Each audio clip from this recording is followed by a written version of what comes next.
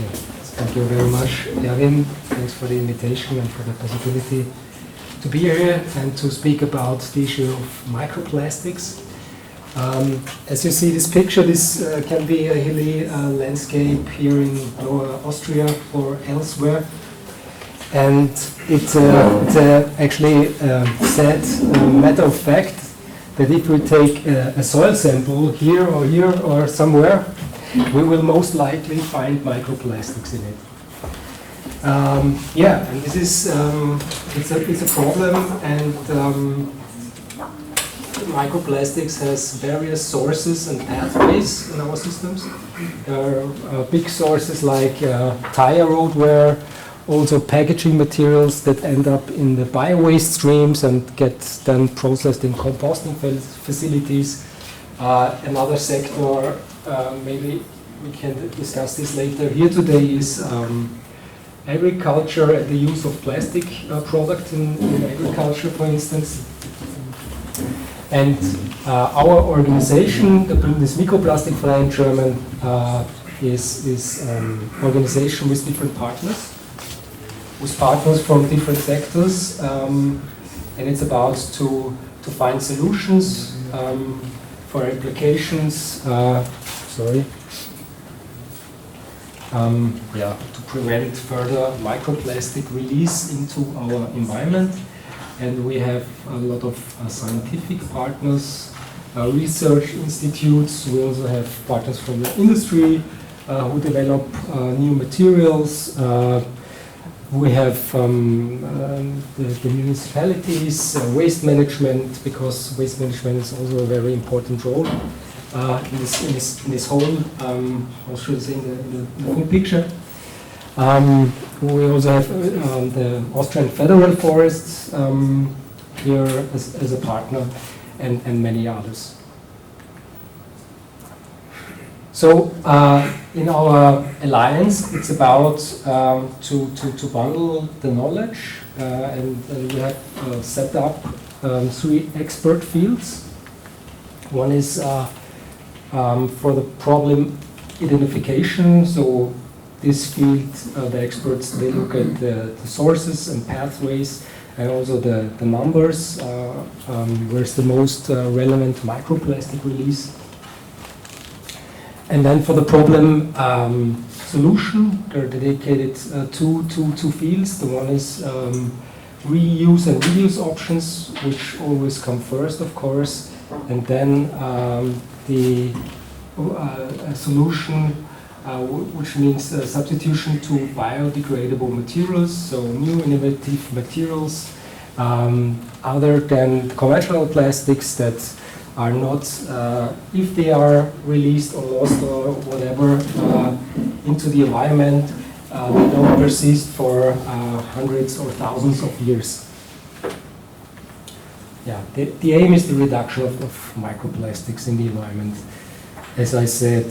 But we also want to raise the awareness. We also want to address the general public, and for this purpose we have found a few ambassadors. Most of them are just known in Austria, but Karl Bloberger, for instance, is very famous. He's also on the Austrian television. He has shown, he's the gardener. Andreas Fahrt, he's an activist. He swam the whole Danube the last year. Hans-Peter Hunter, he comes from a medical. He's a medical expert, health expert. And this, just want to show you our activities. One of the activities was the press conference for the Austrian Action Plan on Microplastics. This is Action Plan on Microplastics is by the Federal Ministry of Environment, of course, and it was presented together with us. This is our chairman, Walter Hauer, and this was a cooperation with Andreas Fahrt, who swam the entire Danube, and he stopped in Vienna, and we made this event not at the Donauinsel, at the island outside of the city, We made it right at the Danube Canal in the center of Vienna, and this was a huge media coverage, and it gained a lot of awareness on the topic, on the issue on microplastic. Just a few words on the Austrian action plan on microplastics. As I said before, this was released May last year, and the plan covers five different fields. One is the improvement of the current knowledge, so it's about the enhancement of research and innovation. Then also further development of the regulation, awareness raising activities to show best practices, and that's why we also a partner in this plan, because we have different partners from the industry who develop solutions, and we want to show how you can do better or how you can prevent the microplastic release. And today, to show you also one of our activities was to guide a stakeholder dialogue series. It was especially with the focus on agriculture, forestry, and gardening. And we discussed with stakeholders from all sectors about the problem, about the issue, and what we can do, where the solutions can be to prevent the plastic loss, because these are fields with a high risk that you simply said you lose the material. If you have conventional plastics in agriculture, when you use the mulch films, it's simply unavoidable to get the whole film back. Just speaking for the very thin films, because there are thicker films that can be used several times, then you can get it back and use it again. But the very thin films, you will lose conventional plastics, and it's direct, will go direct into the soil. And the same thing, with this is a vineyard where you have these protection covers, and it often looks like this in this picture here, where you see the plastic material. It's just on the floor. And there are challenges. This is the cultivation of crops. One challenge is, we discussed this also with the farmers. Of course, you have to ask why do you use the films. I've learned that there are several applications or fruits where you need it. You need it to prevent the use of further pesticides. You can harvest earlier, and so on. So, but the problem is, as I said, very thin films will lead to plastic emissions direct into the soil.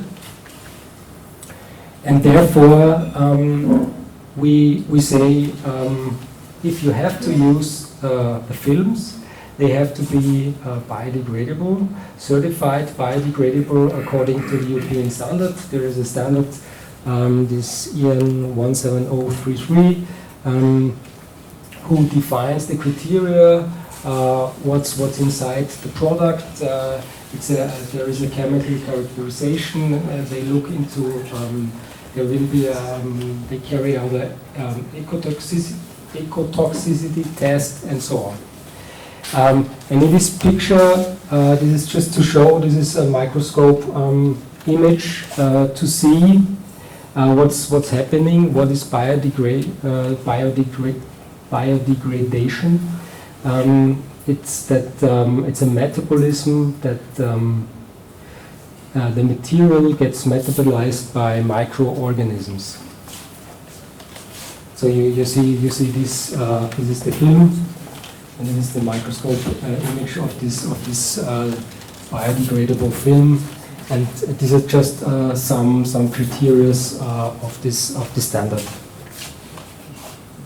Also in forestry, there are many products like the nets, like covers for trees, and we also discussed this with the federal forests, and they they're changing all the products to biodegradable materials because from practice they know they will lose plastic particles in the soil, and yeah, as I said, it's simply unavoidable. And this should show how it works in the afforestation. You have the needle trees and hardwood trees. There are also different methods, like when you work with smell or with sounds. Then you don't maybe need the protection sleeve, but for the hard wood trees, you need this protection sleeve, and it's out there in the wood for years, and you have the UV radiation and so on, and so the material gets I miss the English word. Yeah, we lose small particles. And this is a best practice I want to show to you. This is a very innovative protection sleeve. It's made from paper with a lignin coating, so you have the resistance that you need for the UV radiation. This can be used for a few years outside, but if you lose some parts of this cover, there will be, it's not comparable to the conventional plastic sleeve, because they will be there for 100 years, and this can be biodegraded, and the lignin is also something that how should I say, that you can need this in the soil, because you can get humus out of the lignin. So this is like a best practice solution. Now we'll come to an end with a short summary. We think that there will be, or there's the need for further regulatory measures, especially the restrictions if you have conventional plastic products. A minimum thickness for the mulch films is necessary. If you have a biodegradable solution, it can be a useful tool, but, and this is where we are working as in our alliance with the different stakeholders, there is a need for clear regulations and the labeling, and also the end-of-life scenarios. So we need all partners, all sectors to work together and to look at the problem and to work out proper solutions.